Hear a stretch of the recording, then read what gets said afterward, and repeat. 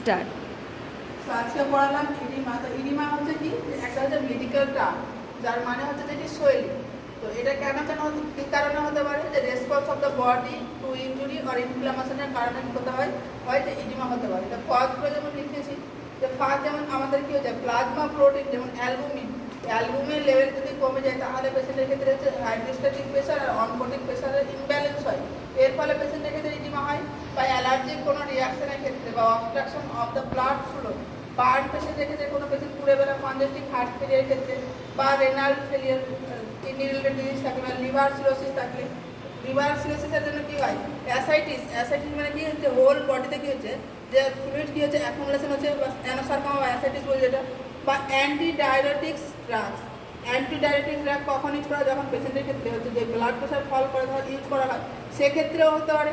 বা মেডিকেল হচ্ছে যে আমরা মেডিকেশন ইউজ করি, যেমন অ্যান্টাসিড, ক্যালসিয়াম চ্যানেল ব্লকার, এই সমস্ত মেডিসিনের জন্য হতে পারে। বা inflammation or injury due to twisted ankle, কোথাও দেখা গেল যে পড়ে গেছে, পড়ে হচ্ছে যে কি টুইচ হয়ে গেছে অ্যাঙ্কেল, সেখানেও হতে পারে। এই সমস্ত কারণের জন্য কী হতে পারে, পেশেন্টের ক্ষেত্রে ইডিমা হতে পারে। এবার যেটা আমরা দেখছি যে ইডিমার প্যাথোফিজিওলজি কী করে হচ্ছে।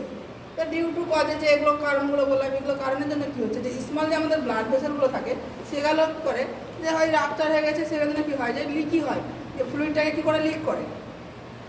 যখন রিলিজ ফ্লুইড হয় into the nearby tissue, যখন ফ্লুইডটা লিক করবে তখন কী হচ্ছে, কাছাকাছি যে টিস্যুগুলো আছে সেখানে গিয়ে জমা হবে।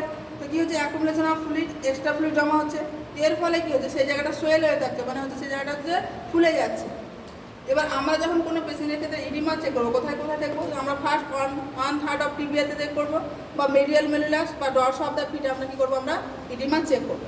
এর আমরা ম্যানেজমেন্ট কীভাবে করবো, তো আমরা যেমন বললাম অ্যান্টিডায়াবেটিক মেডিসিনের জন্য কী করা হয়, পেশেন্টের ক্ষেত্রে ইডিমা হওয়ার কজ থাকে, তাহলে আমরা কী করছি, এখানে মেডিসিন ইউজ করছি ডায়াবেটিক্স ড্রাগস, যেমন ফুসেমাইড গ্রুপস ড্রাগস আমরা কিছু ল্যাসিস ইউজ করতে পারি অ্যাজ পার ফিজিশিয়ান অ্যাডভাইস।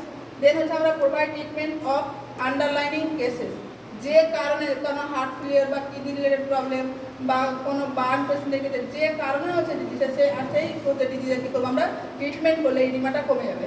পেশেন্টের ক্ষেত্রে আমরা কী করবো, সবসময় কী করবো, যে মেনটেন সোডিয়াম রেস্ট্রিকশন ডায়েট, সবসময় আমরা কী করবো, পেশেন্টকে লবণ হচ্ছে যে কম খেতে বলবো পেশেন্টের ক্ষেত্রে। আর যদি ইডিমা ইজ ডিউ টু হচ্ছে অবস্ট্রাকশন, যদি কোনো কারণ হচ্ছে ফ্লুইড কি হচ্ছে অবস্ট্রাকশন থাকে, তার এখন কী করতে হবে, আমাদেরকে ফ্লুইডটাকে ড্রেনেজ করতে হবে। Treatment by the eliminating of the obstructed fluid, example হচ্ছে ব্লাড ক্লট। যদি ব্লাড ক্লট বা হচ্ছে যখন দেখা যায় যে পেশেন্টের লিভার সিরোসিস, এই সমস্ত পেশেন্টের ক্ষেত্রে যদি ফ্লুইড অ্যাকুমুলেট থাকা হয়, সেই ফ্লুইডটাকে আমরা কী করবো, ইলিমিনেশন করবো, যে আমরা ফ্লুইডটাকে কী করবো, আমরা বাইরে বার করে নেবো। এভাবে আমরা ম্যানেজমেন্ট করবো। বা কোনো পেশেন্টের ক্ষেত্রে যদি অ্যালার্জিকের জন্য যদি ইডিমা থাকে, তাহলে সে সমস্ত পেশেন্টকে আমরা কী করবো, অ্যান্টিহিস্টামিনস গ্রুপসের আমরা ড্রাগ দেবো for allergic reaction as per physician advice, যেমন এক্সাম্পল যে এবিল বা লেভোসেট্রিজিন, এই সমস্ত মেডিসিন ইউজ করবো।